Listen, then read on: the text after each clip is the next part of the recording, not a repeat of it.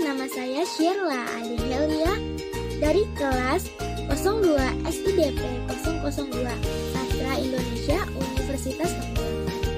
Dibuatnya video ini untuk memenuhi syarat UAS semester 2 mata kuliah Sejarah Sastra Indonesia, dosen pengampu Ibu Velayat Jahriyah Akbar, SPD MPD.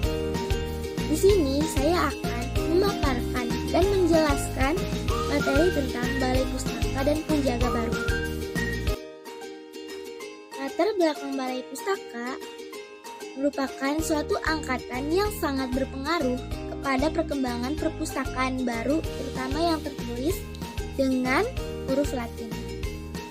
Dengan munculnya angkatan Balai Pustaka, maka telah membuka hati para penulis untuk mau memperlihatkan hasil karya yang dulunya menggunakan bahasa daerah, kemudian beralih menggunakan bahasa Indonesia sebagai ungkapan rasa bangga berbangsa Indonesia. Selain itu, dengan munculnya Balai Pustaka, maka telah membuka semangat dan kesadaran para penulis untuk mempersatukan daerahnya demi keutuhan bangsa Indonesia. Adapun sejarah lahirnya Balai Pustaka. Awal berdirinya Balai Pustaka terjadi pada tanggal 14 September 1908. Sastra Balai Pustaka tidak muncul dari masyarakat Indonesia secara bebas dan spontan, tetapi dimunculkan dan diatur oleh pemerintah jajahan terkait dengan maksud tertentu. Dengan demikian dapat dikatakan bahwa sastra Balai Pustaka bukanlah hasil ekspresi bangsa secara murni.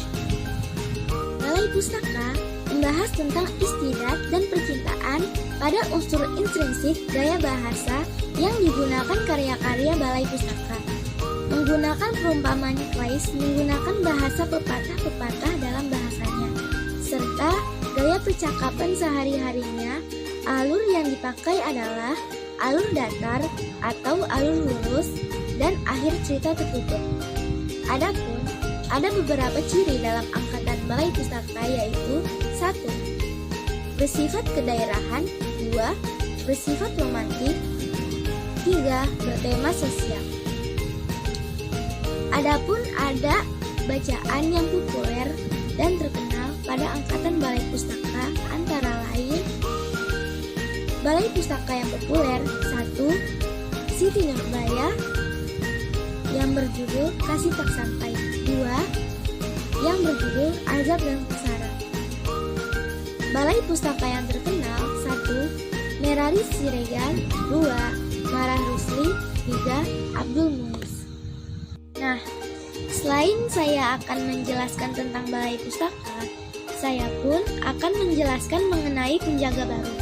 Angkatan Penjaga Baru merupakan salah satu bentuk perwujudan dari semangat dalam menggerakkan bidang budaya. Sejarah Angkatan Penjaga Baru merupakan sebuah angkatan sastra yang muncul pada tahun 1933 di bawah pimpinan Sultan Takdir, Alis Jahbana, dan Amir Zen Pane. Angkatan ini berdasarkan diri pada semangat kebangsaan dan pembentukan budaya dalam romantik. Angkatan Penjaga Baru muncul sebagai reaksi atas banyaknya sensor yang dilakukan oleh Balai Pustaka terhadap karya sastrawan pada masa itu, terutama karya sastra yang menyangkut rasa nasionalisme dan kesadaran kebangsaan. Selain itu, adapun ciri-ciri karya sastra periode Angkatan Penjaga Baru meliputi 2 aspek, yaitu ciri struktur estetik dan ciri ekstra estetik. Dilihat dari kedua ciri struktur estetik dan ekstra estetik, maka dapat diuraikan secara umum karakteristik dari periode Angkatan Penjaga Baru. 1. Tema pokok ceritanya tidak lagi berkisar pada masalah adat, tetapi masalah kehidupan kota atau modern. 2. Mengandung nafas kebangsaan atau unsur nasional. 3. Memiliki kebebasan dalam menentukan bentuk dan isi. 4. Romantik idealisme menjadi ciri juga, dan lain-lainnya. Adapun tokoh-tokoh atau penulis dalam karya sastra penjaga baru yaitu 1. Sultan Takdir Alis Jabana, judul buku Dian Tak Kunjung Padam tahun 1932. 2. Hamka, yang judulnya Tenggelamnya Kapal Van de Wijk pada tahun 1939. 3. Sanusi Pane, judul Pancaran Cinta tahun 1926, dan lain-lainnya. Sampai sini saja saya menjelaskan tentang materi Balai Pustaka dan Penjaga Baru.